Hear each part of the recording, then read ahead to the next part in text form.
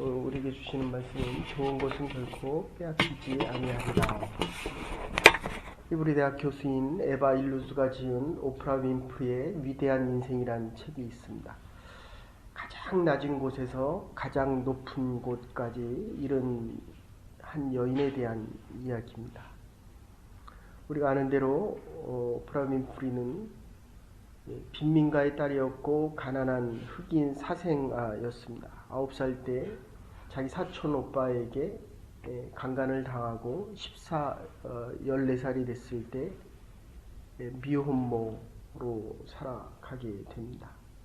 마약을 투여했기 때문에 형무소 생활도 하게 됩니다. 그런데 2006년에 보면 미국의 가장 영향력 있는 100명 중에 한 사람으로 오프라 윈프리가 들어가 있습니다. 그가 방송에서 토크쇼에서 책을 하나 소개만 해도 빌 클린턴 자기 자서전 마이 라이프에 대한 소개를 하자마자 1600만 부가 팔리기도 했습니다. 10초만 이야기하면 자기의 토크쇼에서 10초만 이야기하면 그게 책이 됐던 물건이 됐던 미국 사회에서 아주 높은 판매 부수를 발견하는 걸 보게 됩니다.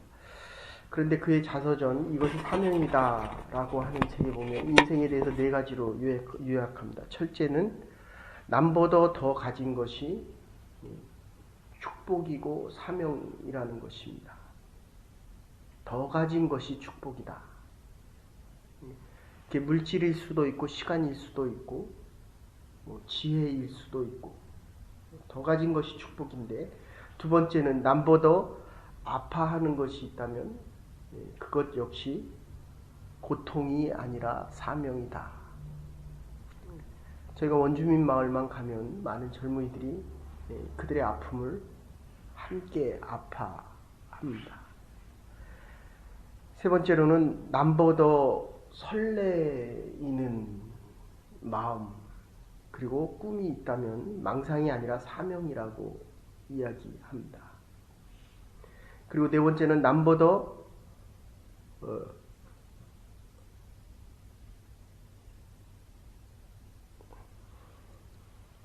부담되는 것이 있다면 그것은 잘못된 것이 아니라 가난도 부요함도 꿈도 근심도 자기에게 부딪히는 모든 것을 사명으로 생각할 수 있다. 부담이 됩니다.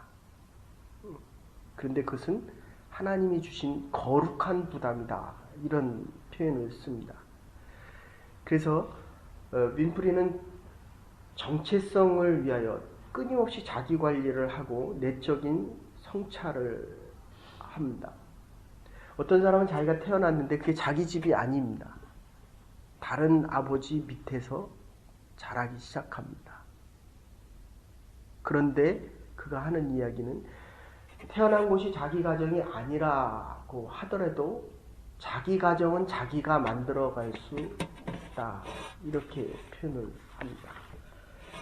인생의 행복과 불행에 대한 결정은 결국은 내가 선택하는 것이요, 내가 결정한다 라고 이야기합니다.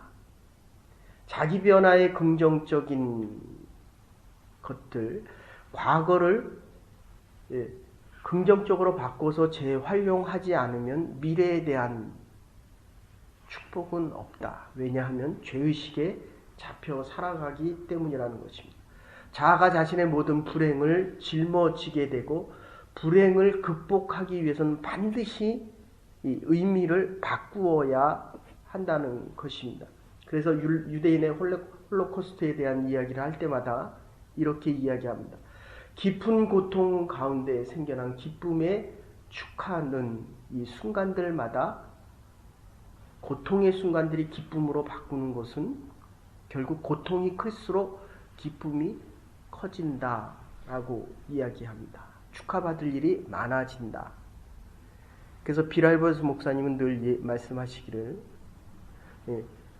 두려움이 클수록 사람들은 두려움을 피해 가기를 원하지만 그 두려움을 피하면 피할수록 그 두려움은 커지고 그 두려움을 극복해 나가면 나갈수록 그 두려움은 작아진다. 이렇게 이야기합니다. 우리의 인생을 3등급으로 나눌 때에 이 3등급에 속한 인생은 과거에 잡혀 살아가는 인생입니다. 남의 종교 얘기를 해서 좀 죄송하지만 이 업보라고 하는 것, 이거 과거에 잡혀서 살아가는 것입니다. 과거의 죄 때문에, 과거의 아픔과 과거의 상처 때문에 지금 할 수 있는 것을 못하는 것입니다.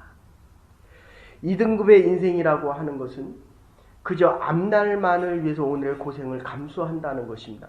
이게 지금 북한에 있는 정치가들이 하는 이야기입니다. 통일이 되는 그날 흰쌀밥을 배불리 먹여주겠다. 기독교로 얘기하면 종말론적이 아니라 현재를 포함하지 않은 미래만을 위해서, 하나님 오실 날만을 위해서 살아간다. 요거 잘못된 이단들이 하는 이야기입니다. 끝에다가 모든 것을 다 집중시킵니다. 그래서 다미성교회라고 1998년 종말이 온다. 1999년 12월 말에 종말이 온다. 그 마지막만을 강조하는, 요 마지막에만은 우리가 잘 될 것이다. 1등급의 삶은 현재에 만족하는 것입니다. 여기가 좋사오니 여기에 있는 것이 가장 좋다. 저와 여러분들이 이 새벽에 몸은 피곤하지만 이곳이 가장 좋아서 주의 전을 새벽마다 찾는다. 베드로, 요한, 야고보가 변화산에서 예수님을 변화된 모습을 보고 여기가 좋사오니 우리가 여기를 위해서, 주를 위해서, 엘리야를 위해서, 모세를 위하여 초막을 짓겠다. 우리의 집은 없어도 좋다는 것입니다. 그래서 행복한 인생은 현재에 만족하는 것입니다. 오늘을 위하여 나는 한평생을 살아왔다는 것입니다. 이대로가 좋다는 것입니다. 더 이상 바랄 것도 없고 기대할 것도 없고 모든 소원 여기서 가장 완전하고 완벽하게 행복할 수 있다. 그래서 이렇게 자녀들에 대한 얘기를 들어보면 자녀가 잘 되면 참 좋아들 하십니다. 그런데 이 3등급의 인생을 보면 낳았으니까 어쩔 수 없이 이거 참 갖다 버리지도 못하고 어쩔 수 없이, 물론 버리는 분들도 있습니다. 자식을 낳아서 미혼모 같은 경우 갖다 버리기도 합니다. 낳았기 때문에 어쩔 수 없이 키운다라고 이야기하는 분들도 있지만, 조금 더 나가면 이것이 자라서 그래도 내 소원을 이루어주겠지, 어느 때 가서는 그래도 나에게 효도를 하겠지 하면서 키우는 2등급 인생도 있습니다. 그런데 과거는 과거대로 좋고 미래는 역시 하나님께 맡길 수 있어야 한다는 것입니다. 그래서 이게 부부 세미나 할 때 이런 표현을 자주 쓰는데, 다시 태어나도 누구랑 살아요? 다시 태어나도 역시 당신에게 프로포즈를 하겠습니다. 가장 만족하며 살아갈 수 있는 인생입니다. 현재가 좋다. 행복한 인생입니다. 정말 조심스럽지만 하나님께서 지금 나에게 주신 이 시간과 이 조건들과 이 사람들이 나에게 가장 행복을 줄 수 있는 사람들이다. 두 번째 보시면, 그래서 행복의 동기라는 것이 뭐냐라고 이야기할 때 현재의 삶에서 기도와 노동이 함께 하는 것입니다. 첫째로 형벌이 무서워서 행하는 동기가 있는가 하면, 둘째로는 보상을 바라는 동기가 있고, 셋째로는 존경과 사랑이 동기가 되어 살아가는 삶이 있습니다. 그래서 중세 수도원에서 제일 중요시 여겼던 것은 뭐냐면, 기도 없는 노동도 문제지만 노동 없는 기도도 문제다라고 이야기합니다. 기도만 하게 되면 태만하게 되고 노동만 하게 되면 교만해집니다. 공부만 하게 되면 이게 머리가 좋아지는 것 같은데 자기가 굉장히 아는 것 같습니다. 그래서 신학교에서는 그렇게 얘기합니다. 1시간 수업하고 15분 기도해라. 아는 것만 자꾸 늘어나면 자기의 지식을 전하려고 합니다. 하나님의 지혜, 마음을, 그래서 솔로몬이 뭐라고 얘기합니까? 주의 말씀을 듣게 하여 주시옵소서. Hearing his heart입니다. 하나님의 마음을 이해해야 된다. 반대로 우리가 노동만 열심히 하면, 기도가 없으면 교만해지지만 기도만 하게 되면 모든 것이 태만해지기 쉽다. 다 하나님께서 책임지신다. 그래서 USC 대학에서 샤론 코넬리 교수님이 하는 이야기가 이렇게 이야기합니다. 우리 인생이 정말 행복한 인생이 되려고 하면 목적의식이 분명해야 의미가 생겨지고, 두 번째는 이를 통하여 하나님과 내가 하나가 될 수 있음을 확인해야 되고, 셋째로는 소명의식을 통해 흘러나오는 이 엄청난 에너지, 하나님의 초자연적인 에너지를 가지고 우리의 삶의 현장 속에서 일을 해나갈 수 있어야 한다라고 이야기합니다. 그래서 오늘 본문에 보면 일만 하는 마르다와 주의 말씀을 듣기를 원하는 마리아의 두 가지 모습이 나옵니다. 마르다는 물질로 봉사하면서 예수님을 대하려고 했고, 동생 마리아는 주의 발 앞에 앉아서 주의 말씀을 듣고 있습니다. 보통 사람들은 이 물질을 가지고 사랑을 자꾸 표현하려고 합니다. 물질로도 표현 안 하는 것보다는 물질이라도 표현하는 것 얼마나 소중합니까? 그런데 그거보다 더 소중한 것은 사랑하는 자의 말을 들어주는 것입니다. 이게 오늘 본문에 누가복음에서 아주 중요한 내용 중에 하나입니다. 교회에서도 신앙생활을 하면, 봉사를 하면 할수록 하는 것에 대한 건강과 믿음과 할 수 있는 여건에 대한 감사보다는 안 하는 사람에 대해서 자꾸 불평합니다. 왜 라이더를 나만 해? 이거 봉사를 왜 나만 해? 이것을 교회 청소를 왜 나만 해? 이게 얼마나 큰 축복입니까?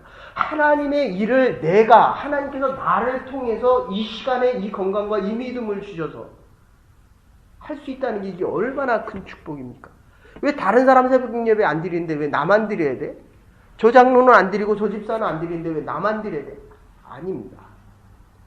다른 목사들 새벽 예배 안 하는데 왜 나만 해? 일에 대한 기도가 없기 때문입니다. 그러면 교만해집니다.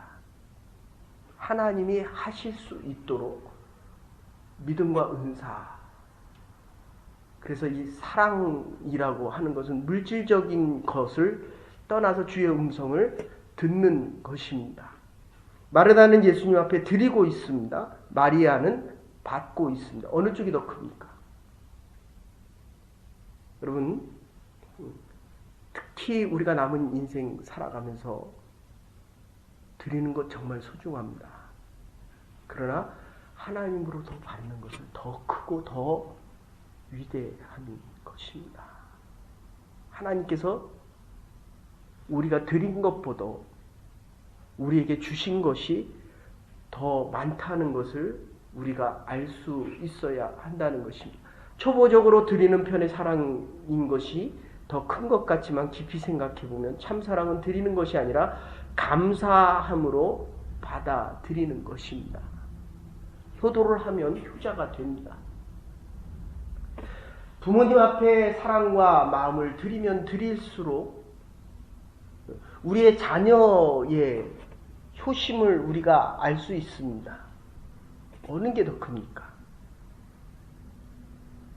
어릴수록 자기가 부모를 더 사랑한다라고 이야기합니다. 그러나 부모가 자식을 위해서 기도하고 수고한 그 수고를 어떻게 다 갚을 수 있습니까? 부모의 마음을 받아들일 수 있는 자, 축복된 자들입니다. 그리고 하나님의 축복을 다 받을 수 있는 자들입니다. 그래서 신앙생활이 중요합니다. 그래서 하나님의 전을 찾는 것 정말 소중한 것입니다.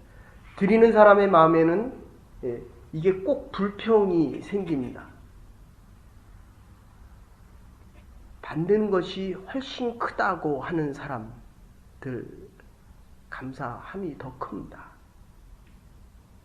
조심스럽지만 우리가 꼭 기억해야 할 것은 하나님의 전에 나와서 우리가 드리는 것이 많은 것이 아니라 하나님의 전을 찾을 때마다 하나님이 주시는 말할 수 없는 축복과 은혜가 더 크다는 것입니다.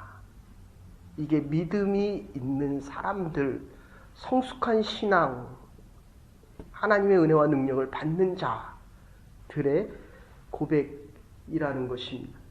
마르다는 지금 서두르고 있습니다.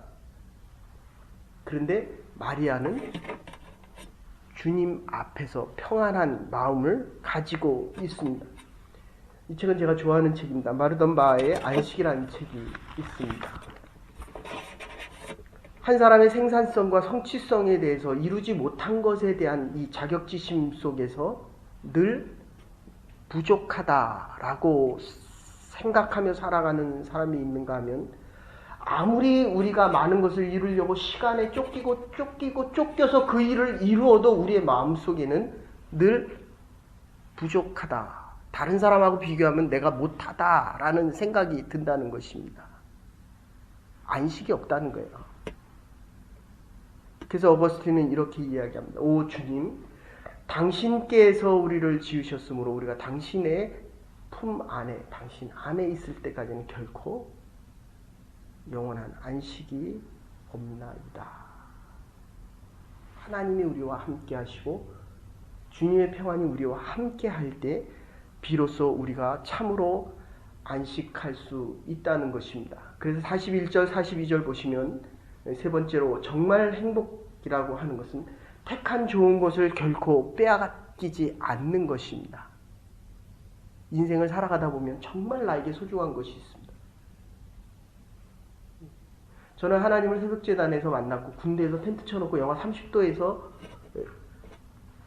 버들버들 떨면서 그때 하나님의 음성을 들었고 그리고 일평생 하나님이 이 재단을 지킬 때마다 새 힘과 새 능력을 주셨습니다. 저에게는 하나님의 말씀을 새벽에 듣는 것이 나에게 가장 소중한 것입니다. 어떤 분은 책을 읽을 때, 어떤 분은 사업을 할 때, 어떤 분은 사람을 만날 때, 어떤 분들은 하나님의 이야기를 할 때, 어떤 분들은 하나님께서 주신 가장 소중한 것을 다른 방법으로 주셨겠지만, 다른 때에 주셨겠지만, 현재 내가 만나고 있는 이것들, 그리고 주의 말씀을 듣고 더 중요한 것은 내가 가장 소중하다고 여기는 이것을 빼앗기지 않는 사람들, 정말 축복된 사람들입니다. 그래서 탈무드에 보면 현명한 사람들 7가지에 대해서 나오는데, 첫째는 현명한 사람은 사람을 만나면 될 수 있는 대로 사람의 말씀을 경청하는 사람입니다. 이게 첫 번째입니다. 여러분은 듣는 사람입니까? 아니면 말을 하는 사람입니까? 두 번째는 다른 사람이 말을 할 때 가로채는 사람이 있습니다. 지혜로운 사람, 하나님의 사람들은 절대로 다른 사람의 말을 가로채지 않는다. 셋째는 대답하기 전에 깊이 생각합니다. 이거 지혜자들이 하는 것입니다. 말을 한마디 하기 전에 또 생각하고 또 생각하고 또 생각합니다. 그리고 하나님에게 묻습니다. 내가 이 말을 이렇게 해도 됩니까? 그리고 네 번째는 화제에 관계 있는 질문을 논리 정연하게 합니다. 다섯 번째는 할 일을 반드시 순서대로 하고, 여섯 번째는 모르는 것은 모른다고 얘기하고, 일곱 번째는 그러기 때문에 진리를 위해 살아가는 사람들입니다. 마르다는 대접하느라고 예수님의 말씀을 들을 시간이 없었습니다. 이대로의 만남을 통해서 최고의 일을 하면서 하나님 앞에 드리면서, 예수님 앞에 드리면서 이것이 최고시다라고 이야기하지만 마르다는 앉아서 주의 말씀을 계속 듣고 또 듣고 있습니다. 간디가 어느 날 여행을 하다가 잘못해서 요새 신발들이야 잘 맞지만 옛날에 신발이 잘 안 맞는 것, 그거를 신고 가다 기차에서 그 신발을 하나 밖으로 떨어뜨렸습니다. 잊어버렸습니다. 우리 같으면 어떻게 찾을까라고 생각을 하는데, 조금 있다가 어느새 안 떨어뜨린 왼쪽에 신발을 해서 밖에 버렸습니다. 그러니까 묻는 거예요, 사람들이. 그거를 찾을 생각을 안 하고 어떻게 그거를 다시 버릴 생각을 하냐.